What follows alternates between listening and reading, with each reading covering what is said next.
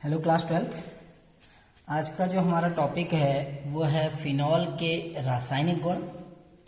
तो फिनॉल के जब रासायनिक गुण हम पढ़ते हैं तो इसमें सामान्यतया 3 प्रकार की अभिक्रियाएं आती हैं। नंबर जो पहली अभिक्रिया है वो होती है इस फिनॉलिक समूह के कारण होने वाली अभिक्रियाएं, यानी जो OS समूह है उस OS समूह की अभिक्रियाएं, यानी जिसमें केवल OS समूह भाग लेता है, पहला। दूसरा, आपकी जो अभिक्रिया होती है उसमें जो बेंजीन वलय है, जो रिंग है, उस बेंजीन रिंग की अभिक्रिया यानी बेंजीन वलय की अभिक्रिया। और तीसरी प्रकार की जो अभिक्रियाएं होती हैं वो होती हैं कि कुछ विशिष्ट अभिक्रियाएं, यानी जिसको हम कहते हैं फिनॉल की विशेष अभिक्रियाएं। कुछ नेम रिएक्शन आती हैं फिनॉल की विशिष्ट अभिक्रियाएं। तो हम इन 3 प्रकार की अभिक्रियाओं के बारे में आज बात करने वाले हैं, जिसमें हम पहली जो अभिक्रिया है जिसको हम कहते हैं कि फिनॉलिक समूह के कारण होने वाली अभिक्रियाएं, जिसमें आपका फिनॉलिक समूह भाग लेता है OS समूह। ठीक है ना। तो फर्स्ट जो हमारी अभिक्रियाएं हैं पहले प्रकार की उसके बारे में पढ़ते हैं, जिसमें आपका फिनॉलिक OS समूह भाग लेगा। जिसमें पहली जो अभिक्रिया आती है वो होती है फिनॉल की अम्लीय प्रकृति। फिनॉल की अम्लीय प्रकृति। अब फिनॉल जो होता है वो एक दुर्बल अम्ल की भांति व्यवहार करता है, यानी फिनॉल की जो अम्लीय प्रकृति है वो बहुत ही वीक होती है, बहुत ही दुर्बल होता है। यानी फिनॉल प्रकृति में एक दुर्बल अम्ल होता है, ठीक है ना, जिसका जो वियोजन स्थिरांक है हमारा रूम टेम्परेचर पर, यानी Ka का जो मान है वो आपका 10⁻⁻10 होता है। यानी जो वियोजन स्थिरांक का मान है फिनॉल के लिए वो 10⁻10 होता है, और जो pKa का जो मान होगा इसके लिए वो 10 होगा। तो क्योंकि इसका वियोजन स्थिरांक बहुत कम है, जिसके कारण फिनॉल दुर्बल अम्लीय प्रकृति प्रदर्शित करता है। अब कौन कौन सी अम्लीय प्रकृति प्रदर्शित करता है, जैसे फिनॉल आपका सक्रिय धातुओं से क्रिया करता है जो कि अम्लीय प्रकृति के लिए उत्तरदायी है। फिनॉल क्षारों से क्रिया करता है, जो बेस हैं, जो अल्कालीज हैं, उनके साथ रिएक्ट करता है। फिनॉल आपका नीले लिटमस को रेड में कन्वर्ट भी करता है, बट फिनॉल जो कार्बोनेट हैं, जो बाइकार्बोनेट हैं, उनसे रिएक्ट नहीं करते हैं, जिससे ये शो होता है कि फिनॉल वीक एसिडिक नेचर के होते हैं। तो पहली अभिक्रिया आएगी इसके अंतर्गत सक्रिय धातुओं से अभिक्रिया। तो फिनॉल की जो पहली अभिक्रिया है वो है सक्रिय धातुओं से अभिक्रिया, रिएक्शन विथ एक्टिव मेटल, यानी जो एक्टिव मेटल्स हैं उनके साथ फिनॉल किस प्रकार रिएक्ट करता है। तो जैसे कि हमको पहले से ही पता है कि जब हम किसी अम्ल की किसी सक्रिय धातु से क्रिया करते हैं तो आपका हाइड्रोजन गैस लिबरेट होती है और एक साथ में लवण बनता है। हमने छोटी क्लासों में पढ़ा है कि जब हम अम्ल और जो सक्रिय धातु की क्रिया कराते हैं कभी भी, तो आपका हाइड्रोजन गैस लिबरेट होती है। यदि ये अम्ल का परीक्षण भी है कि यदि किसी एसिड में आप कोई एक्टिव मेटल डाल देते हो, लाइक सोडियम, मैग्नीशियम, लिथियम, कोई एक्टिव मेटल अगर आप डालते हैं और आपकी हाइड्रोजन गैस अगर लिबरेट होती है, दैट मीन्स जो आपका दिया हुआ कंपाउंड है वो एसिड होगा। ठीक है ना। तो वही यहां पर भी करते हैं हम कि जो फिनॉल है, जब हम फिनॉल की रिएक्शन किसी सक्रिय धातु से कराते हैं, जैसे सोडियम से करा रहे हैं हम, तो क्या होता है, ये जो फिनॉलिक समूह है इसका जो O और H के बीच का जो बॉन्ड है ये ब्रेक होता है और दोनों हाइड्रोजन सोडियम द्वारा रिप्लेस हो जाते हैं और आपका बनता है सोडियम फिनेट, ONA, सोडियम फिनेट बनता है और हाइड्रोजन गैस लिबरेट होती है। क्योंकि हाइड्रोजन गैस लिबरेट हो रही है, जो ये प्रदर्शित करता है कि फिनॉल एक दुर्बल अम्ल की भांति व्यवहार करता है। एग्जाम में पूछा जाता है कि आप कैसे शो करेंगे कि फिनॉल वीक एसिड है, तो वहां पर आपको ये अभिक्रियाओं के माध्यम से समझाना पड़ेगा। नंबर 2 रिएक्शन जो आती है वो है जलीय क्षारों से अभिक्रिया। जो एक्वस बेस हैं जिनको अल्कालीज कहते हैं, उनसे किस प्रकार क्रिया होती है। तो दूसरा है जलीय क्षारों से अभिक्रिया। फिनॉल की जो जलीय क्षार हैं वो उनसे फिनॉल किस प्रकार अभिक्रिया करता है। तो जैसे हमको पता है फिनॉल अम्ल है, अम्ल और क्षार की क्रिया होती है तो लवण और जल बनता है। बिल्कुल वही यहाँ पर भी होता है कि जब हम फिनॉल जो कि एक दुर्बल अम्ल है इसकी क्रिया हम किसी क्षार से कराते हैं जैसे NaOH, तो आपका एक लवण बनता है और एक जल बनता है। अब ये अम्ल की भांति व्यवहार कर रहा है, ये H पॉजिटिव देगा, ये OH नेगेटिव देगा और आपका क्या बन जाएगा, H2O बाहर हो गया ना। और ये जो सोडियम है ये इधर जुड़ जाएगा तो आपका बनेगा सोडियम फिनेट। आपका क्या बना, सोडियम फिनेट, जो कि एक लवण है और ये एक जल है। तो जब फिनॉल की क्रिया हम किसी जलीय क्षार से करते हैं तो आपका लवण और जल बनता है। इसके अतिरिक्त फिनॉल जो है वो कभी भी सोडियम बाइकार्बोनेट है, जो भी बाइकार्बोनेट है, धातु कार्बोनेट जिनको हम कहते हैं, कार्बोनेट और बाइकार्बोनेट से रिएक्ट नहीं करता है, जिसके कारण ये दुर्बल अम्लीय होते हैं। ठीक है ना। नंबर सेकंड इक्वेशन जो आएगी, जो रिएक्शन आएगी, वो है आपकी जिंक चूर्ण से अभिक्रिया। आपको याद रखनी है, ये सब फिनोलिक समूह की अभिक्रियाएं हैं। नंबर दूसरा आपका होगा जिंक चूर्ण से अभिक्रिया, और ये अभिक्रिया आप याद रखना क्योंकि अंतः परिवर्तन में काम आती है कि अगर आपको फिनॉल से बेंजीन बनानी हो तो आप किस प्रकार फिनॉल से बेंजीन बनाएंगे। तो फिनॉल से बेंजीन बनाने के लिए आपको फिनॉल की रिएक्शन करानी पड़ेगी जिंक डस्ट के साथ। ठीक है ना। मैं थ्योरी नहीं लिखा रहा हूं, थ्योरी आप बुक से देखना कि जब भी हम फिनॉल को जिंक डस्ट के साथ हीट करते हैं, ये आपका फिनॉल है, इसको हम जिंक डस्ट के साथ हीट कर रहे हैं और क्या होता है, ये ऑक्सीजन जो है ये जिंक के साथ चली जाती है तो आपका ZnO एलिमिनेट हो जाएगा और आपकी बेंजीन बनेगी। तो यदि आपको फिनॉल से बेंजीन प्रिपेयर करना है कभी भी, तो फिनॉल से बेंजीन प्रिपेयर करने के लिए आपको क्या करना पड़ेगा, आपको फिनॉल की रिएक्शन जिंक से करानी है। नेक्स्ट रिएक्शन, थर्ड इक्वेशन आएगी आपकी अमोनिया से क्रिया। अभी हम उन अभिक्रियाओं को पढ़ रहे हैं जिसमें फिनोलिक समूह भाग ले रहा है। आप देखना कहीं पर भी बेंजीन रिंग भाग नहीं ले रही है। अब नेक्स्ट इक्वेशन है कि अमोनिया से किस प्रकार अभिक्रिया होती है। तो नेक्स्ट है आपकी अमोनिया से अभिक्रिया। अब आपको यह समझना है कि फिनॉल अमोनिया से किस प्रकार क्रिया करता है। ये एमीन के निर्माण की एक विधि है। इस विधि द्वारा आपका एमीन बनेगा। एमीन यानी बेंजीन रिंग के साथ आपका NH2 ग्रुप आएगा, एरोमेटिक एमीन बनती है। तो जब हम 573 केल्विन ताप पर जिंक क्लोराइड की उपस्थिति में फिनॉल की रिएक्शन अमोनिया से कराते हैं, आपको पता है कि जो अमोनिया है वो बेसिक नेचर का होता है।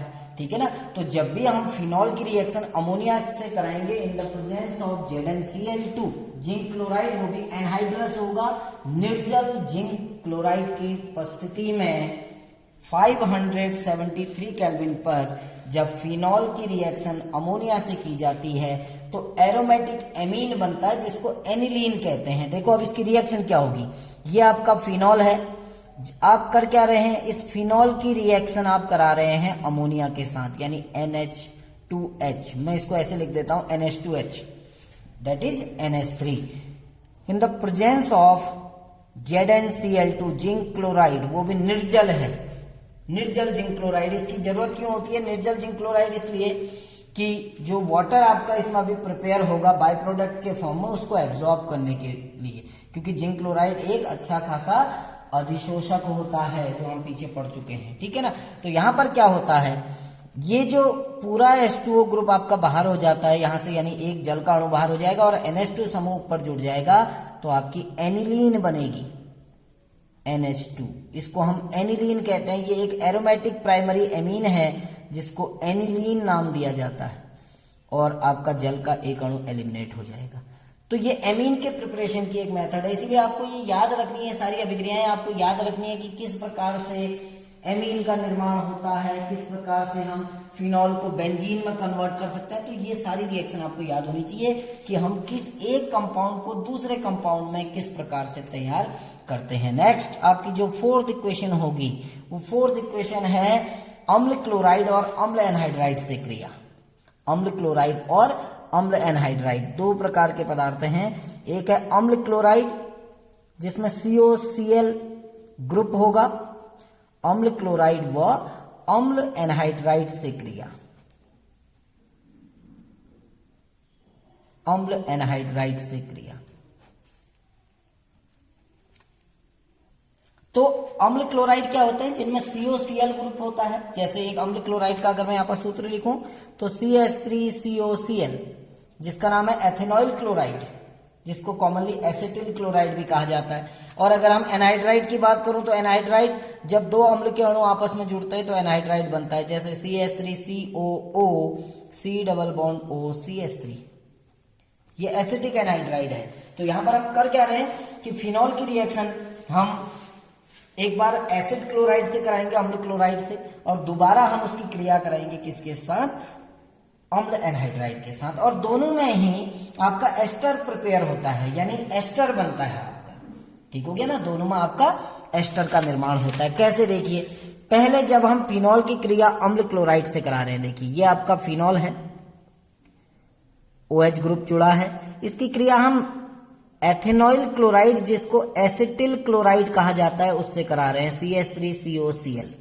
इसका कॉमन नेम एसिटिल क्लोराइड है, कॉमन नेम है एसिटिल क्लोराइड, और IUPAC नाम है एथेनॉइल क्लोराइड।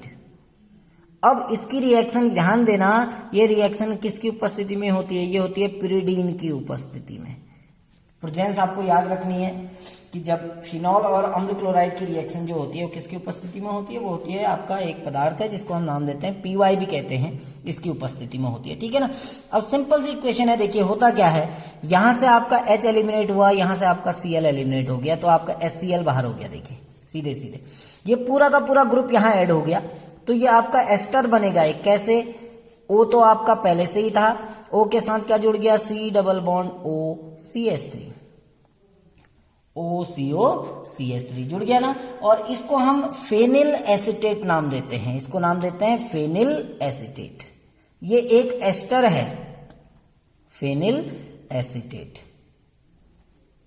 अब जैसे ये वही आगे क्या, अगर इसकी जगह पर हम CH3 लिख दें, क्या हो जाएगा, देखिए CH3O CO CH3, ये भी तो एस्टर है, जहां पर ये ग्रुप आ जाएगा वो एस्टर कहलाएगा। तो जब हम फिनॉल की क्रिया आपका किसी अम्ल क्लोराइड से क्रिया कराते हैं तो एस्टर बनता है, ऐसे एनहाइड्राइड से क्रिया कराएंगे तो भी एस्टर बनेगा। देखिए कैसे, ये आपका फिनॉल है, फिनॉल की रिएक्शन हम एनहाइड्राइड से करा रहे हैं। जैसे एनहाइड्राइड ये है acetic anhydride, CH3COO C double bond O CH3। अब होता क्या है, ये H और ये पूरा का पूरा ग्रुप बाहर हो जाता है। तो आप देखना आपका एलिमिनेट क्या हो गया, याद रखना जब आप एनहाइड्राइड से क्रिया कराओगे तो आप सांद्र H2SO4 के साथ रिएक्शन की उपस्थिति में कराओगे, कंसंट्रेट H2SO4। तो आपका ये H और ये ग्रुप बाहर हो गया, तो आपका एलिमिनेट क्या हो गया, CH3COOH, आपका एथेनोइक एसिड बाहर हो गया और ये पूरा का पूरा ग्रुप यहां ऐड हो गया। तो आपका फिर से वही एस्टर बना फेनिल एसीटेट। क्या बनेगा, देखिए O C double bond O CH3, जिसको हम नाम देते हैं क्या, फेनिल एसीटेट, फेनिल एसीटेट। तो जब भी किसी अम्ल क्लोराइड या अम्ल एनहाइड्राइड से क्रिया कराते हैं तो वहां पर आपका क्या बनता है, एस्टर बनता है। ठीक है ना। अब इसी में एक नेमिंग रिएक्शन यहीं पर आती है, ये जो एस्टर है इसी में एक रीअरेंजमेंट रिएक्शन होती है जिसको हम फ्राइज रीअरेंजमेंट कहते हैं। इसको नाम दिया जाता है, नेमिंग रिएक्शन है फ्राइज रीअरेंजमेंट, यानी फ्राइज पुनर्विन्यास अभिक्रिया। आपकी नेमिंग रिएक्शन है फ्राइज रीअरेंजमेंट रिएक्शन। इसमें होता क्या है, जो अभी प्रोडक्ट हमने बनाया, जो फेनिल एसीटेट जो हमने बनाया, उसको जब हम निर्जल AlCl3 की उपस्थिति में गर्म करते हैं, जो अभी हमारा प्रोडक्ट बना था फेनिल एसीटेट, यानी जो एरोमेटिक एस्टर जो है, एरोमेटिक एस्टर को जब भी हम AlCl3 एनहाइड्रस AlCl3 की प्रेजेंस में हीट करते हैं तो एक रीअरेंजमेंट होता है जिसके थ्रू आपका ऑर्थो हाइड्रोक्सी एसिटोफिनॉन और पैरा हाइड्रोक्सी एसिटोफिनॉन का निर्माण होता है। देखिए कैसे, ये अभी हमने बनाया था जिसको हमने कहा क्या था आपका एक कंपाउंड, ये था एस्टर OCOCH3, जिसको हमने फेनिल एसीटेट नाम दिया था। मैं दोबारा से इसका नाम लिख दे रहा हूं, इसको हमने क्या नाम दिया था, फेनिल एसीटेट। इस फेनिल एसीटेट को हम हीट कर रहे हैं, केवल हीट करना है किसकी उपस्थिति में, निर्जल AlCl3 की प्रेजेंस में हीट करना है, इसको गर्म करना है। तो ये जो COCH3 ग्रुप है, देखिए होता क्या है, यहाँ पर रीअरेंजमेंट होता है। ये जो ऑर्थो का जो हाइड्रोजन है ये शिफ्ट हो जाता है ऑक्सीजन के पास, और ये COCH3 ग्रुप शिफ्ट हो जाता है ऑर्थो पोजीशन पर और पैरा पोजीशन पर। मैंने केवल ऑर्थो में दिखाया है, 2 प्रोडक्ट बनते हैं इसमें, आपके चांसेस 2 प्रोडक्ट के बनने के होते हैं, जिसमें एक होता है मेजर प्रोडक्ट। अब क्या था, देखिए O तो अपनी जगह पर रहा, ये H ऑर्थो से हट के कहां चला गया, O के पास, और ये जो COCH3 ग्रुप था वो यहां पर आ गया। तो एक बार, क्योंकि मैंने ऑर्थो पर आपका रीअरेंजमेंट दिखा रखा है, एक बार ऑर्थो पे रीअरेंजमेंट होगा, एक बार होगा रीअरेंजमेंट पैरा पे। तो आपका एक बार जो COCH3 ग्रुप है वो ऑर्थो पे जुड़ेगा और एक बार वो जुड़ेगा पैरा पे। तो इसको जो नाम देते हैं, अगर मैं इस OH को हटा दूं तो ये कंपाउंड कहलाता है एसीटोफिनॉन। इसको कहते हैं एसीटोफिनॉन, ये इसका IUPAC नेम है, एसीटोफिनॉन। अब होता क्या है, इसके बगल में OH जुड़ा है तो ये ऑर्थो पोजीशन है, तो इसको नाम कहते हैं ऑर्थोहाइड्रोक्सी। इसको नाम दिया जाता है ऑर्थोहाइड्रोक्सी एसीटोफिनॉन, और इसको कहा जाएगा पैराहाइड्रोक्सी, क्योंकि पैरा पे जुड़ा है। ऑर्थो मेटा पैरा, ये पैरा पोजीशन है, तो इसको कहा जाता है पैराहाइड्रोक्सी एसीटोफिनॉन, पैराहाइड्रोक्सी एसीटोफिनॉन। तो आपके 2 प्रोडक्ट बनते हैं, ध्यान देना। जो पैरा प्रोडक्ट होता है वो मेजर प्रोडक्ट होता है, मुख्य उत्पाद होता है, और जो ऑर्थो प्रोडक्ट होता है वो माइनर प्रोडक्ट होता है आपका। ठीक है ना, तो 2 उत्पाद बनेंगे। ये फ्राइज रीअरेंजमेंट रिएक्शन थी। ठीक, नेक्स्ट इक्वेशन की तरफ हम बढ़ते हैं, जो कि हमारी है, ये भी अम्ल क्लोराइड से अभिक्रिया है, लेकिन क्योंकि ये एक नेमिंग रिएक्शन है इसलिए मैं इसको अलग से बता रहा हूं। ये नेक्स्ट इक्वेशन जो आपकी आएगी, इक्वेशन नंबर आपकी होगी 5, जिसको हम कहते हैं बेंजोइल क्लोराइड से अभिक्रिया। बेंजोइल क्लोराइड से अभिक्रिया। अब यहां पर हम बेंजोइल क्लोराइड से रिएक्शन कर रहे हैं। अब बेंजोइल क्लोराइड से कैसे अभिक्रिया होगी, देखिए बेंजोइल क्लोराइड वही है अम्ल क्लोराइड, लेकिन इस नेमिंग रिएक्शन को हम नाम दे देते हैं शॉर्टन बाउमन अभिक्रिया। इसको नाम दिया जाता है, एक नेमिंग रिएक्शन है शॉर्टन बाउमन अभिक्रिया। आप अपनी बुक में देखना, आपको मिल जाएगी शॉर्टन बाउमन अभिक्रिया। नेमिंग रिएक्शन है, आपको याद रखनी है ये रिएक्शन, क्योंकि ये ऐसे ही पूछी जाती है जैसे है। अगर आपको आ जाएगा कि निम्न पर टिप्पणी लिखी है, उसमें कुछ नेमिंग रिएक्शन लिखी होगी, उसमें हो सकता है शॉर्टन बाउमन अभिक्रिया भी आपकी लिखी हो। तो यहां पर भी आपका एस्टर बनता है, सेम रिएक्शन है बिल्कुल जैसी अभी हमने पीछे पढ़ी थी अम्ल क्लोराइड के साथ अभिक्रिया, वही अभिक्रिया है। डिफरेंस कुछ नहीं है, केवल प्रेजेंस का डिफरेंस रहता है, उपस्थिति। तो शॉर्टन बाउमन अभिक्रिया में क्या होता है, यहां पर NaOH की प्रेजेंस लेते हैं सबसे पहले, तो याद रखना। वहां हमने किसकी प्रेजेंस ली थी, Py की। अगर मैं यहां पर आपको दिखाऊं, यहां पर हमने उपस्थिति ली थी पिरिडीन। यही अभिक्रिया है सेम लगभग, लेकिन यहां पर NaOH की प्रेजेंस होती है। NaOH की प्रेजेंस में जब फिनॉल को बेंजोइल क्लोराइड के साथ रिएक्ट कराया जाता है तो फेनिल बेंजोएट बनता है, फेनिल बेंजोएट। जैसे ये आपका फिनॉल है, बेंजीन पे OH ग्रुप फिनॉल है, इसकी रिएक्शन हम बेंजोइल क्लोराइड से करा रहे हैं। बेंजोइल क्लोराइड क्या होता है, देखिए बेंजोइल क्लोराइड होगा, बेंजीन होगी, उसके साथ COCl ग्रुप होगा। अब होता क्या है, देखिए यहां से आपका H एलिमिनेट हुआ, यहां से आपका Cl एलिमिनेट हुआ, दैट मीन्स आपका HCl बाहर हो गया, सीधे सीधे प्रोडक्ट, बाय प्रोडक्ट।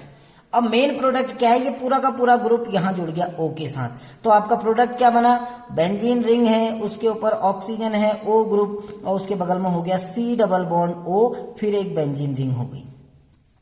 इसको हम नाम देते हैं फेनिल बेंजोएट, इसको कहा जाता है फेनिल बेंजोएट। तो ये फेनिल बेंजोएट जो है ये एक एस्टर है, इसलिए ये रिएक्शन बिल्कुल सेम होगी। ठीक है ना।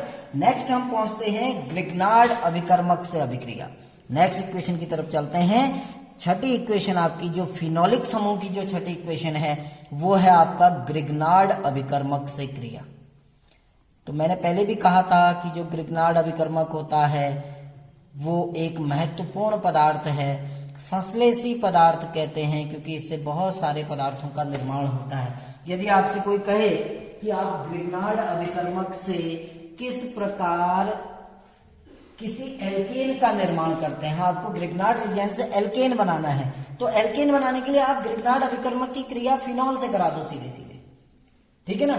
ये हाइड्रो यानी ये एल्केन के निर्माण की एक विधि है कि जब भी हम ग्रिग्नार्ड अभिकर्मक की क्रिया फिनॉल के साथ कराते हैं तो आपका हाइड्रोकार्बन बनते हैं, एल्केन बनते हैं। जैसे देखिए आपका ये आपका फिनॉल है, सपोज करो हम फिनॉल बना रहे हैं C6H5OH, ये आपका फिनॉल है।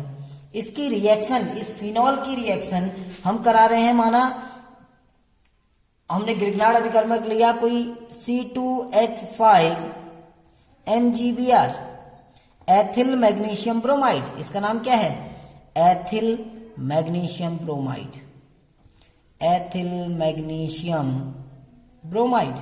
तो हम फिनॉल की क्रिया करा रहे हैं एथिल मैग्नीशियम ब्रोमाइड से। तो क्या होता है देखिए, यहां से H ग्रुप बाहर निकलता है और यहां से C2H5, तो आपका क्या बना C2H6, और C2H6 क्या है आपका एथेन है, एक हाइड्रोकार्बन बन गया, प्लस ये जो आपका O के साथ MgBr जुड़ जाएगा, यानी आपका क्या बनेगा, जो प्रोडक्ट होगा उसको कहते हैं phenoxy magnesium bromide, OMgBr, OMgBr, इसको नाम दिया जाता है phenoxy magnesium bromide, phenoxy magnesium bromide इसको कहा जाता है। ठीक हो गया ना।